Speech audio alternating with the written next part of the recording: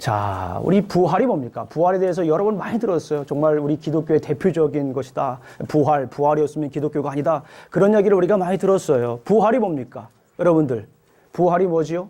부활이라고 하는 것은 죽었다가 다시 사는 것을 부활이라고 합니다. 죽었다가 다시 사는 것을 부활이라고 해요. 이것에 대해서 제가 더 이상 설명을 드리지 않아도 여러분들 잘 알 것입니다. 다시 죽었다가 살아나는 것뿐만 아니라 다시 쇠하였다가 다시 이제 일어나는 것, 성화한다. 그러죠. 다시 일어나는 것도 부활의 의미가 들어갑니다. 그런데 부활이라고 하는 것은 예수님께서 죽었다가 다시 사신 것을 얘기하는 것을 부활이라고 합니다. 그러면 제가 질문 하나 드리겠습니다. 우리 사랑하는 성도님들은 부활을 경험하십니까? 그냥 단순히 그냥 부활절 예배 드리는 걸 부활을 경험했다라고 의미하지는 않습니다. 여러분들 살아가면서 부활을 경험하십니까? 그렇게도 소중하고 그렇게도 귀한 이 말씀, 이 부활을 살아가면서 경험하십니까? 자, 오늘 이 본문 말씀에 대해서는 이 부활의 경험에 대해서 얘기를 하는데, 제가 조금 더 구체적으로 설명을 드리면 부활의 증인이 되고 있습니까? 라고 하는 그런 질문이에요. 여러분들 부활의 증인이 되고 있습니까? 그렇다면 우리가 부활의 증인이 무엇인지를 알아야 부활의 증인이 될 것 아닙니까? 우리가 확실히 알지 못하면 확실히 전하지 못한다.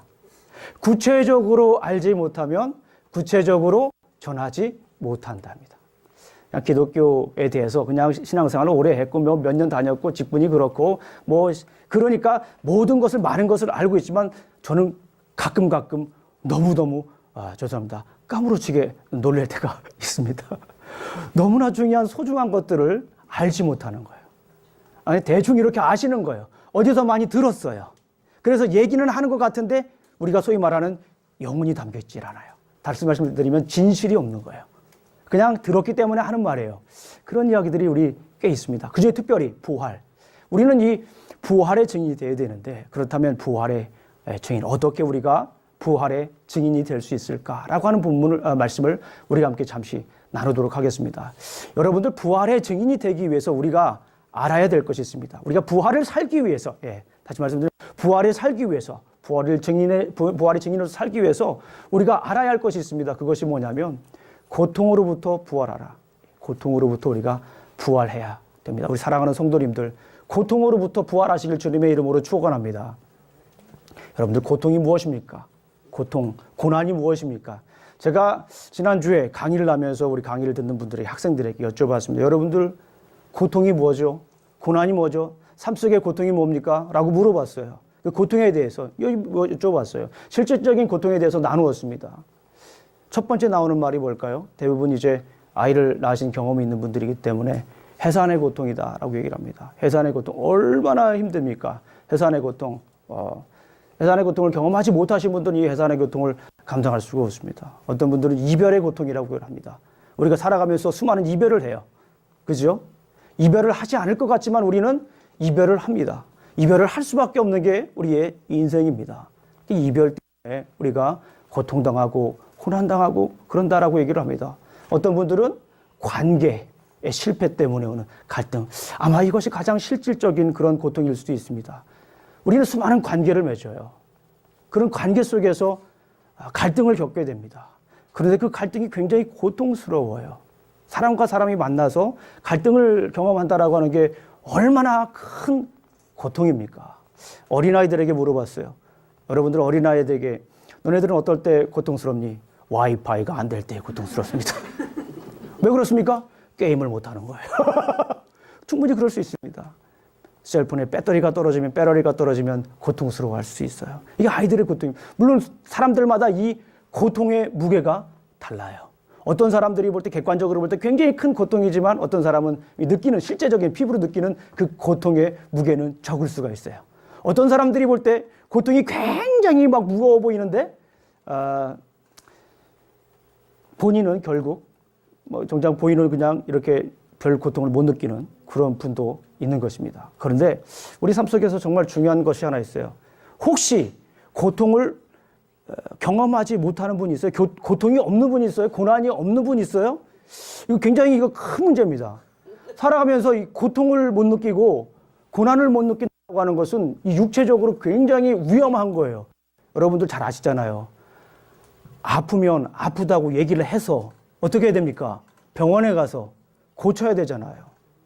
아프면 아프다고 얘기를 하세요. 따라해 보겠습니다. 아프면 아프다고 얘기하자. 아프면 아프다고 얘기를 해야 돼요. 자, 느끼는 걸 얘기를 해야 됩니다. 고난이 있는데 제 인생에 고난이 없습니다. 목사가 볼 때 정말 심각한 분이에요. 중증 환자입니다. 인생에 고난이 없다고 그러면은 지금 큰 문제가 될 수 있습니다. 그런데 중요한 것은 뭐냐면 우리가 고통이 있어요, 항상. 근데 기독교인들은 이 고통에서 벗어날 수 있는 길이 있습니다. 만약에 우리 아팠어요. 육체적으로 아팠습니다. 육체적으로 아프면 우리가 어딜 가야 됩니까? 병원에 가야 합니다. 병원에 가야 돼요. 우리가 아프면 병원에 가야 됩니다. 그러면은 만약에 마음이 아파요. 마음이 아프면 어딜 가야 됩니까? 하나님한테 가시는 분들도 계시고 일반적으로는 상담사에게 갑니다. 상담사에 가서 상담을 받고 또 치료를 받고 그러니까 일반적인 절차입니다. 그럼 우리 그리스도인들이 우리 삶 속에서 힘들고 어려울 때 어떻게 해야 됩니까? 우리가 어떻게 고난을 치료해야 됩니까? How we can cure the suffering? How we can heal the hardship? 우리가 어떻게 이 고통과 고난을 치료합니까? As a Christian, 그리스도인으로서. 세상 사람들은 아프면 병원에 가고 아프면 카운셀러에게 갑니다. 근데 우리 그리스도인들은 어떻게 합니까? 아프면 어딜 가야 하죠? 우리는 주님께 가야 됩니다. 이게 굉장히 중요한 포인트예요. 예, 우리는 아프면 어디 가야 됩니까? 예수님께 가야 돼요. 우리 예수님께서 이 땅에 오셔가지고 하신 사역들을 우리가 한번 살펴보면 세 가지로 정리할 수 있습니다. 예수님께서 이 땅에 오셔가지고 하신 3대 주요 사역, 이것이 뭡니까? 첫 번째는 예수님 프리칭 하셨어요. 하나님 말씀을 이렇게 프리칭 했습니다. 그 다음에 뭐 했습니까? 티칭을 했어요. 티칭. 그리고 뭘 했습니까? 마지막으로. 예? 치료를 했습니다. 치료. 이것이 예수님의 3대 사역이에요. 예수님은요, 이 땅에 오셨는데 그 이유가 무엇입니까? 가르치기 위해서, 하늘나라를 선포하기 위해서, 그리고 뭐 하기 위해서? 치료하기 위해서. 그렇기 때문에 우리가 예수님께 가야 됩니다. 예수님께서 우리에게 마태복음 1장 28절에 이렇게 말씀하셨습니다. 수고하고 무거운 짐진 자들아 다 내게로 오라. 예수님께서 내게로 오시면 어떻게 하겠습니까? 내가 한 대 줘박으리라 라고 하시는 게 아니라 너 그렇게 살았지? 한 대 줘박으리라 심판하시는 것이 아니라 내가 너에게 뭐를 주겠다라고 말씀하십니까? 평안을, 쉼을 주겠다. I'm gonna give you rest. 내게 평안을 주겠다. 라고 이렇게 말씀하셨어요. 예수님께 우리가 나아가면 그런 평안을 누릴 수가 있는 줄로 있습니다. 그리고 이사야서 53장 너무나도 잘 하시는 말씀이에요. 제가 읽어드릴게요. 성경 굳이 피지 않아도 됩니다. 이사야서 53장, 아이사야 챕터 53, verse 4, 5입니다. 혹시 이제 우리 찾아보세요. 그는 실로 우리의 질고를 지고 우리의 슬픔을 당하였거늘 우리는 생각하기를 그는 징벌을 받아 하나님께 맞으며 고난을 당한다 했노라. 그가 찔림은 우리의 허물 때문이라. 예수님께서 어떻게 하셨어요? 찔림을 당하셨어요. 근데 왜 찔림을 당하셨다라고 얘기합니까? 우리의 허물 때문에 찔림을 당하셨대요. 고통당하시지 않으셔도 되는데 그가 찔리셨어요. 예수님이 찔리셨습니다. 어디에 찔리셨어요? 가시멜류관에 찔리셨잖아요. 왜 그렇습니까? 우리의 허물 때문에 그렇다라고 합니다. 그가 상함은 우리의 죄악 때문이라. 예수님이 몸이 상하셨어요.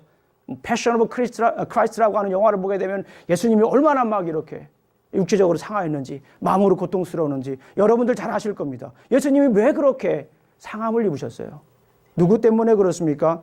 우리의 죄 때문에 그렇습니다.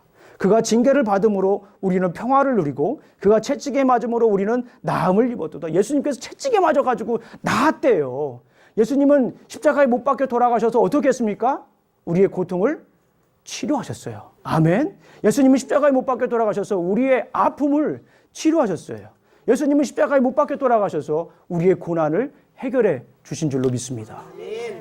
그런데 여기에서 우리가 한 가지 기억해야 될 있어요. 이렇게 설교를 하고 딱 끝나도 될 것 같아요. 그런데 간혹 이런 질문을 하실 수가 있습니다. 그런 질문을 하실 수 있겠다는 생각이 들어요. 아니, 하나님은 고통을 치료하실 거면 아예 고통을 주시지 않았으면 어떻을까요? 아니, 고통을 안 주셨으면 하나님도 편하고 누구도 편하고 우리도 편하고 고통도 없이 지내니까 우리도 편하고 하나님도 그 십자가에 못 예수님 보내셔가지고 십자가에 못 박혀 돌아가실 필요도 없잖아요. 그런 질문을 할 수가 있습니다. 그런데 중요한 것이 있습니다. 그 고통 속에 정말 중요한 것이 있어요. 주님은 어떻게 보면 우리가 고통받기를 원하십니다. 성경 우리가 조금 다르게 보게 되면 주님은 우리가 고난 중에 있기를 원하시는 거예요. 왜요? 주님을 경험하기 위해서. 조금 더 이 말을 다른 말로 바꾸면 이런 말이 있습니다, 여러분들. 고난을 경험한 사람은 고난을 이해합니다. 아픔을 경험한 사람은 아픔을 이해할 수가 있는 것입니다. 이것이 그 비밀이 있어요. 우리 크리스찬들 가만히 보게 되면 우리가 기도하는 것이 늘 그거일 수 있어요. 고난을 피하게 해주세요. 우리 안에 늘 평안이 있게 해주세요. 맞습니다. 저도 여러분들을 위해서 새벽마다 그렇게 기도하는 건 사실입니다. 그런데 우리의 삶을 보게 되면, 성경을 보게 되면 고난이 매우 중요하게 등장을 합니다. 왜 그렇습니까?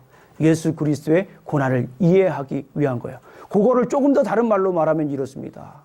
예수 그리스도의 고난을 이해한 사람은 고난이 고난으로 끝나지 않는다. 따라해 보겠습니다. 시작. 고난이 고난으로 끝나지 않는다. 고통이 고통으로 끝나지 않는다. 시작.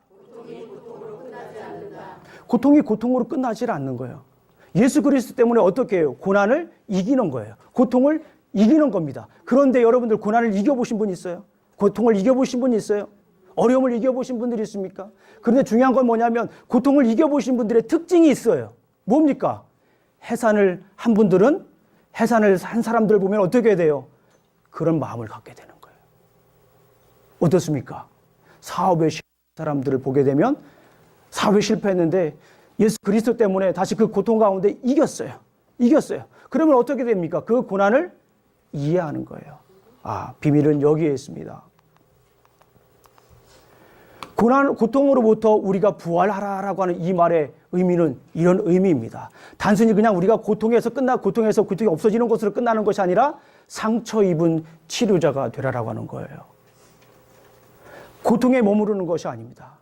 그 고통을 통하여서 다시 예수 그리스도의 말로 말미암아 그 고통을 이겼잖아요.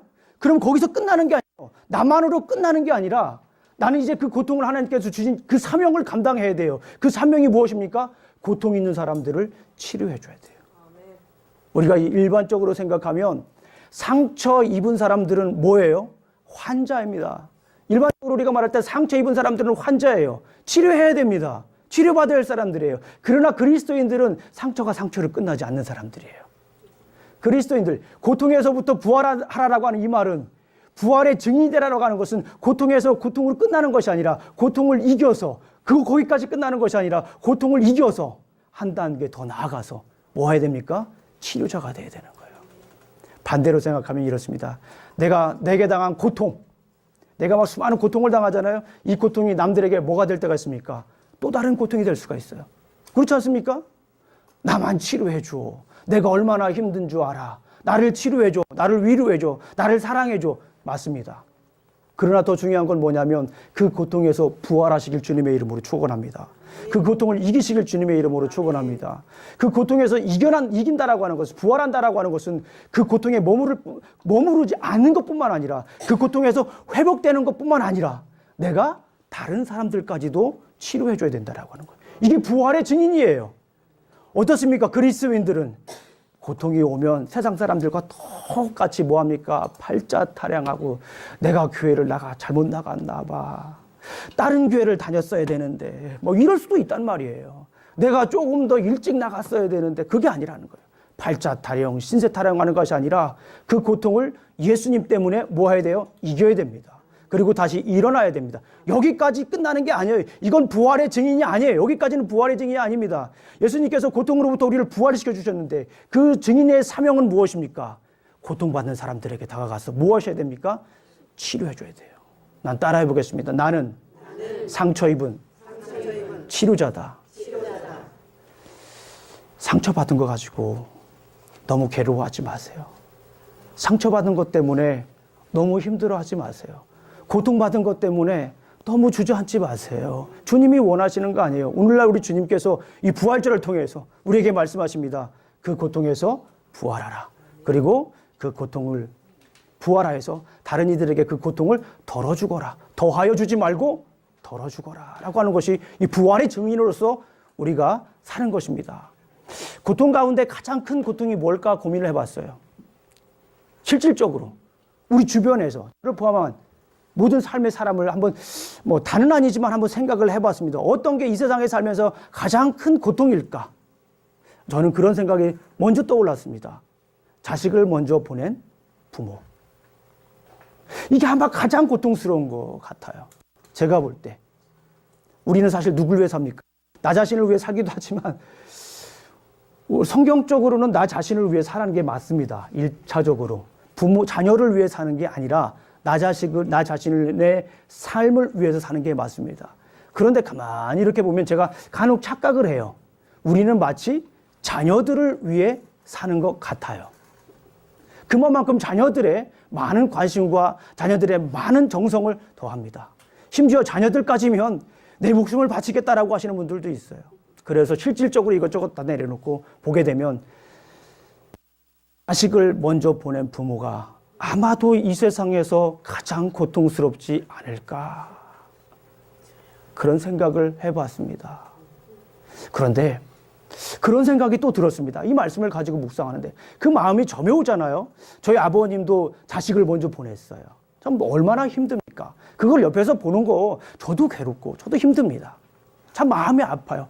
감당할 수가 없을 만큼 마음이 힘들고 아픕니다. 그 모습을 옆에서 보았기 때문에 그 모습을 제가 이해한 건 아니지만 같이 느꼈습니다. 가족으로서. 주변에 또 그런 분들 계시잖아요. 너무 마음이 아프잖아요. 그런데 그런 생각이 들었습니다. 그 말씀을 가지고 묵상. 자식을 먼저 보낸 분은 그 누구보다도 이 세상에서 하나님의 마음을 이해하겠다. 하나님은 이 세상에 예수 그리스도를 먼저 보내주시고 우리의 죄를 위해서 당신의 소중한 아들 예수 그리스도를 먼저 보내주시고 먼저 보내셨잖아요. 그런데 중요한 것입니다. 고통이 고통으로 머물면 안 돼요. 여러분들 사랑하는 성도님들, 고통에서 부활하시길 주님의 이름으로 축원합니다. 고통에서 부활해서 부활의 증인이 된다라고 하는 것은 나의 고통이 다른 사람들에게 고통을 더하는 것이 아니라 나의 고통을 통해서 다른 사람들에게 고통을 덜하게 하는 겁니다. 따라해 보겠습니다. 나의 고통이 다른 사람의 고통을 덜어주자. 이게 그리스도인들의 삶이에요. 이게 부활의 증인으로서 살아가는 거예요. 오늘 본문 말씀에 보면 예수님께서도 고난당하셨잖아요. 십자가에 못 박아서 고난당하셨잖아요. 오늘날 부활이 너무 막연해요. 너무나 그냥 겉으로 화려합니다. 부활은 고통이거든요. 그 전에 사람들은 그렇게 생각하지 않아요. 해피 이스터 맞죠? 고난을 생각하지 않아요. 나의 해피만 생각합니다. 우리 사랑하는 성도님들, 부활의 증인이 되시길 주님의 이름으로 축원합니다. 고통으로부터 부활하시길 주님의 이름으로 축원합니다. 나는 상처 입은 치유자로서 살아가시길 주님의 이름으로 축원합니다. 두 번째, 부활의 증인이 되기 위해서는 우리가 죽음으로부터 부활해야 합니다. 이 말은 조금 어려울 수가 있어요. 그래서 여기까지만 하고 마칠까 생각하다가 이 말씀, 우리 어린아이들과 예배를 드리기 때문에 이 말씀을 마치고 끝내겠다 하는 생각을 했습니다. 잠깐 마친다 그러니까 얼굴이 환해지시는 분들이 몇 분 계시는 것 같아요. 어쨌거나 중요한 건 뭐냐면 짧게 중요한 말씀을 드리겠습니다. 죽음으로부터 부활하라. 너무나 당연한 거예요. 그런데 여기서 우리가 한 가지 생각해 봐야 할 문제가 있습니다. 여러분들, 죽음은 끝입니까? 시작입니까? 여러분들 왜 죽음 때문에 두려워합니까? 죽음을 두려워하지 않는 사람 있어요? 그것도 사실 조금 문제가 있는 수도 있습니다. 그런데 여러분들 우리가 알아야 될 것이 있어요. 왜 죽음을 두려워합니까? 왜 죽음이 그렇게 죽음 앞에서 우리는 좌절합니까? 왜 죽음 앞에서 우리는 그렇게 작아집니까? 다시 한번 물어보겠습니다. 죽음은 시작입니까? 끝입니까? 어떻게 그렇게 잘하십니까? 죽음이라는 건 끝이 아니에요. 따라해 보겠습니다. 죽음은 끝이 아니다. 죽음은 또 시작이다. This is not the end but a new beginning for a Christian. 크리스찬들에게 죽음이라고 하는 것은 끝이 아닙니다. 죽음이라고 하는 것은 새로운 시작이라고 하는 거예요. 여러분들 그 말씀이 이해가 되시나요? 이해가 되십니까? 죽음이라고 하는 것은 여기 영적인 죽음, 육체적인 죽음 모두 말하는 거예요.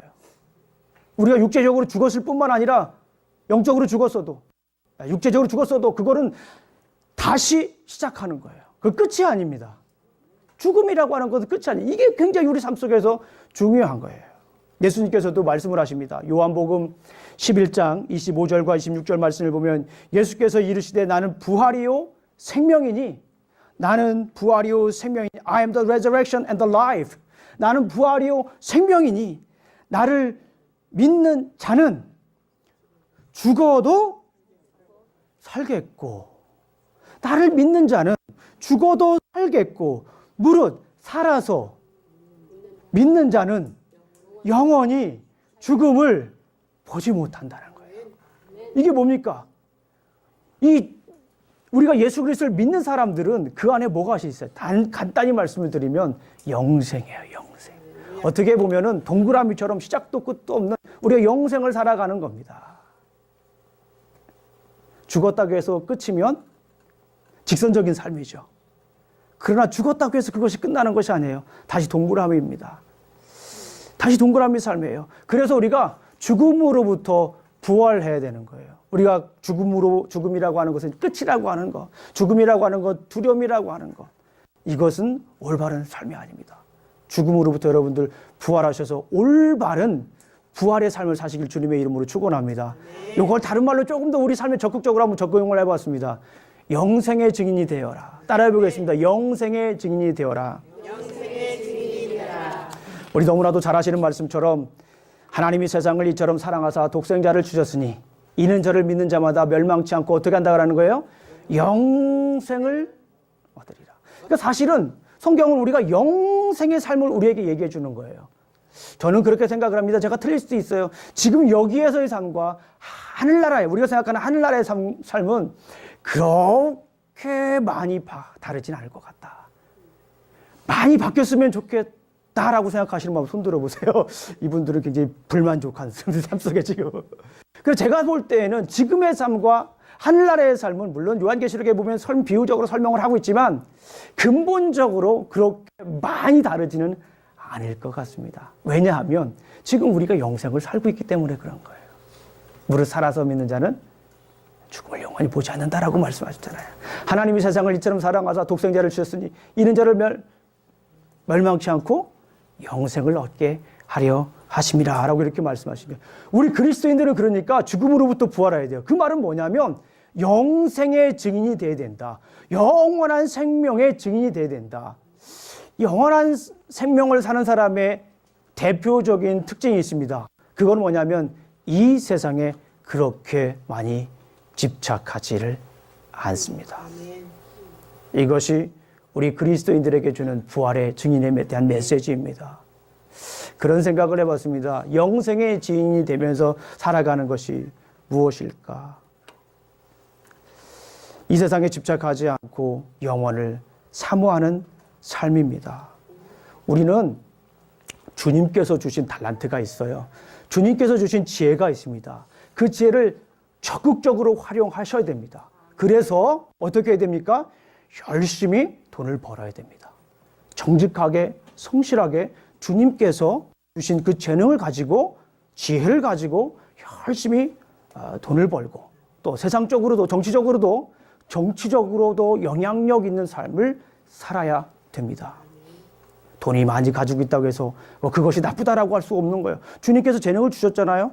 주님께서 그런 영향력을 주셨잖아요. 10분 발휘하셔야 됩니다. 주님께서 주신 것에 대해서 열심히 성실하게 행하지 않은 것도 큰 죄가 될 수가 있습니다. 그러나 중요한 것은 여기 드리고 싶은 말씀은 그래요. 영생의 증인이 되는 사람은 세상 사람들이 얘기하는 것처럼 부자가 되라 해서 끝나는 것이 아닌 거예요.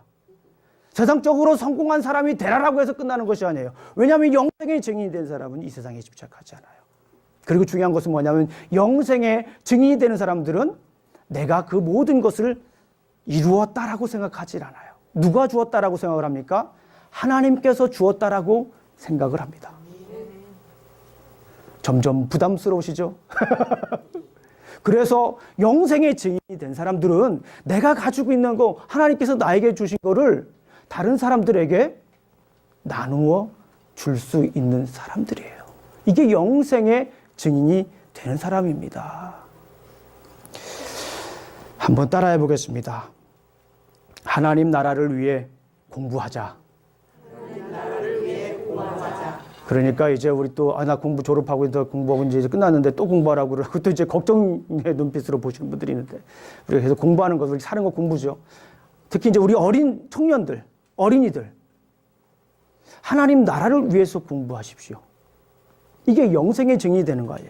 나의 학위와 나의 영광을 위해서 사는 것이 아니라 하나님 나라를 위해서 공부하십시오. 우리 사업하시는 분들 부담스러우실 수 있습니다. 그러나 이게 성경적인 메시지일 뿐만 아니라 제가 생각하는 부활의 증인으로서 살아가는 것입니다. 영생의 증인으로서 살아가는 것입니다. 하나님 나라를 위해 돈 벌자.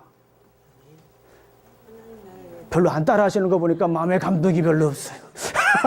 많이 부담스러우신 것 같아요. 다시 한번 그러나 한번 따라해 보겠습니다. 하나님 나라를 위해 돈을 벌자. 하나님 나라를 위해 돈을 벌자. 하나님 나라를 위해 성공하자. 하나님 나라를 위해 성공하자. 이게 영생의 증인으로서 우리가 살아가는 거예요. 좀 더 우리가 넉넉하게 한 발짝 뒤에 서서 내가 어디에 그렇게 집착했는가. 영생을 살아갈 사람인데 하나님의 백성으로서 하나님 나라를 위해 살아가는 하나님의 시민으로서 하나님의 백성으로서 하나님의 자녀로서 영생의 증인이 되어야 되는데 얼마만큼 내가 그 하나님 나라를 위해서 우리가 살아갔는가를 이 부활절에 주님의 이름으로 축원합니다. 그게 죽음으로부터 부활하는 거예요. 다른 말로 하면 이렇습니다. 우리 청년들 한번 따라해 보겠습니다. 우리 학생들 공부해서 남 주자. 부담스럽죠. 내가 얼마나 이거 그 밤새도록 공부해가지고 열심히 했는데. 다 일어나서 하겠습니다. 실질적 우리가 부활의 증이 된다라고 하는 것은 막연한 게 아니에요. 부활만 강조한다고 우리가 믿는다고 해서 머릿속에 들어왔다고 해서 우리가 부활의 삶을 사는 것이 아니고 우리 머릿속에 내가 부활을 이해했다고 해서 우리가 하늘나라 가는 것이 아닌 것 같아요. 부활의 증인이 아닙니다. 그건. 실질적인 삶 속에서 우리가 영생의 증인이 돼야 돼요. 공부해서 남줄 수 있어야 돼요. 그리스도인들은. 하나님 나라를 위해 사는 거잖아요. 우리 어른들을 따라해 보시기 바랍니다. 벌어서 남주자. 벌어서 남주자. 아유, 좋아요. 할렐루야. 이 말씀을 하기까지 얼마나 힘들까요? 그러나 이렇게 우리가 됩니다. 적어도 어르신 우리 침례교 성도님들은 부활의 증인이 된다라고 고백을 한 분들은 적어도 이렇게 사셔야 되는 거예요. 이게 성경적인 메시지고 주님이 우리에게 그토록 원하시는 부활의 증인의 삶이라고 생각이 듭니다. 출세해서 다른 사람 세우자. 내가 출세해서 다른 사람 세워야 됩니다. 내가 좀 영향력을 가지고 살아가면서 사람들을 그리스도 하나님의 나라에 영향력 있는 사람으로 여러분들이 그 사람들을 세워주셔야 돼요. 이게 그리스도인의 부활의 증인으로서의 삶입니다. 오늘 제 말씀을 맺습니다. 예수님은 그의 죽으심과 부활의 증인이 되라고 말씀하십니다. 그래서 신자는 상처 입은 치료자와 영생의 증인이 되어야 합니다. 내게 고통이 있습니까? 그 고통이 너무나 큽니까? 그렇다면 그 큰 고통을 통해서 하나님은 큰 일을 하실 줄로 믿습니다. 여러분들에게 많은 지혜를 주셨습니까? 여러분들에게 많은 달란트를 주셨습니까? 그 달란트를 여러분들을 위해 사용하지만 말고 하나님 나라를 위하여 영생의 증인이 되시기를 주님의 이름으로 축원합니다. 우리 기도하시겠습니다. 하나님 아버지 참으로 감사합니다. 오늘 이렇게 또 아버지 하나님 우리 부활주일에 부활의 참 의미에 대해서 우리가 함께 나누어 보았습니다. 부활의 증인이 된다고 하는 것은 막연한 것도 아니고 사상 누각도 아니며 관념도 아니고 부활의 증인이라고 하는 것은 우리의 발과 우리의 손과 우리의 입술을 통하여 우리 삶 속에 나타나야 됨을 우리가 알았습니다. 아버지 하나님 간절히 원합니다. 우리 삶 속에서 상처 입은 치료자가 되게 하여 주시옵소서. 고통에 머무르지 않게 해주시고 오히려 고통을 이겨 오히려 상처를 이겨서 상처 입은 치료자로서 살아가게 하여 주시옵소서. 또한 영생의 증인으로서 우리가 살아갈 수 있도록 우리의 삶을 지켜주시옵소서. 예수님 이름으로 기도합니다. 아멘. 아멘.